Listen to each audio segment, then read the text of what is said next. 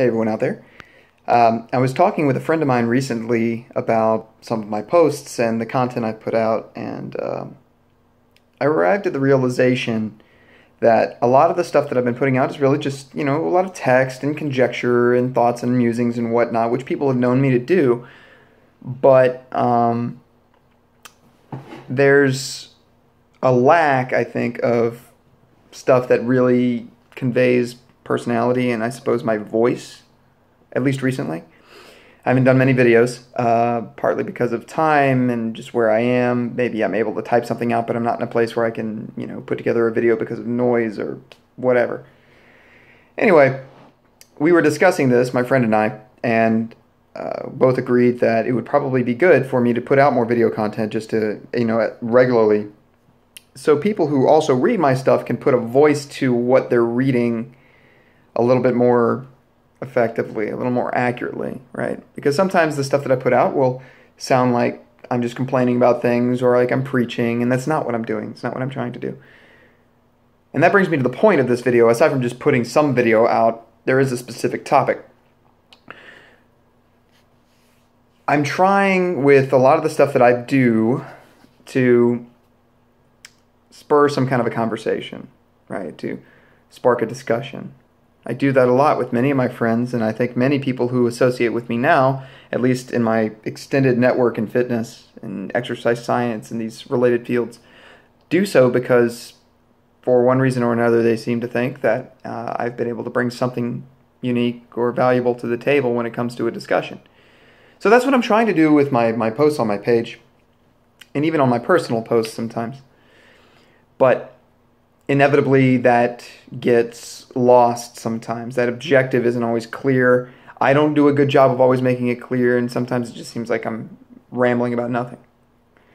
So I've posted recently about learning and how we attempt to learn, right? How we go about filling our heads, filling our eye holes in our brain with as much information as possible, ear holes as well, right? And how that may or may not be valuable to us. So to put this in context, many of you, let me lower this a tiny bit maybe, I don't know, maybe I can't. Many of you have heard me wax poetic about the goals of an exercise, right? In some way, shape, or form, what is the purpose behind this particular exercise we're doing, this particular workout, this particular program, etc. And always keeping in mind, what are we trying to accomplish? Well, that same approach can be brought to this exercise right here.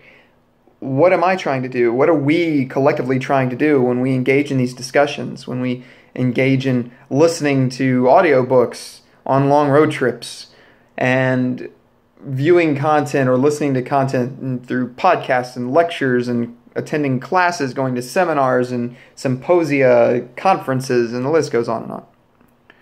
What are we trying to do, right? Because I see a lot of people who are putting out, oh, I went to this conference, or I'm listening to this seminar, or I'm reading this book, and while they may not be aware of it, and I'm not saying this is a conscious motivation on their part, but it seems like there's a little bit of posturing happening here. This norm has been established, this standard has been established that's now accepted, that when we are engaging with our peers and our colleagues, we all have to make sure that everybody else in the room knows, oh, well, I'm working on my continuing education too. Well, continuing education is not something that is necessarily measured in how many books you read or how many hours of lectures or somebody else's content you listen to or anything like that, how many certifications you acquire. Because education, ultimately, at least in my opinion, the way I interpret it, is not just a process of how much knowledge or information washes over you, but how much you actually can assimilate and use effectively.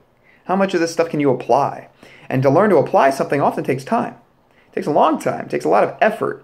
It's an active process. It's an ongoing process in which you have to be engaged. It's not to say that you can't passively accumulate some knowledge. You can, but you're shortchanging yourself if you think that all you have to do is have something playing in the background all the time or just kind of read a book and just pass your eyes over the material and that'll be enough. It won't be. Many of the concepts that I talk about, even the most basic things, I've reflected on countless times. I've taken it in, I've thought about it, I've reflected on it. If I was reading a page of it in a book, go back and go, okay, did I actually understand that? Do I have a three-dimensional understanding or appreciation of that topic? How would some other people describe it? Have discussions about it, challenge your own understanding of it. And you go through this process over and over again, all the while also trying to apply it wherever it might be practical to apply it. And there's no shortcut, really. As far as I know, there's no quick road to get through that. You just have to go through it. So if you're reading 100 books a year, chances are you're not assimilating that stuff very well. I'd rather a person read a couple of books a year, especially when it comes down to something dense like a textbook or a science book of some sort, or something that's very thought process heavy, or not something that's just read for entertainment. I'd be much more impressed with somebody who only reads a couple, maybe only one, but pours through it very thoughtfully, very actively, is reflecting on everything that they're reading in an attempt to make sure that they actually understand it. So that's what I wanted to talk about, is keeping in mind, what are we trying to do? Are we trying to compete with each other about how many books we read, or how many seminars we attend, or how many webinars or podcasts we listen to, or whatever? Or are we really trying to better ourselves? And if we're trying to better ourselves, we have to recognize that sometimes it may not look sexy what we're doing. It's very common to say, oh, I've subscribed to 100 different podcasts and I'm listening to them all the time. And many of these people who say that, well, before and then after they've listened to those 100 different podcasts, they don't seem very different. They don't seem like they're changed by the process, which tells me that maybe they're not really actively involved or engaged in the process very much. That's not meant to be a slam. That's just something that I seem to be seeing. So let's be mindful of this, and let's understand what the goals of this exercise are. What are we trying to do? Again, are we trying to compete with each other and compare how many books we've read, like it's a contest? Or are we trying to improve our own understanding?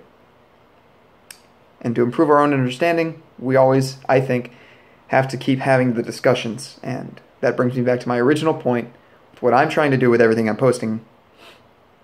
Trying to provoke a discussion, trying to get people thinking, get us all thinking about what our assumptions are and how much we really know.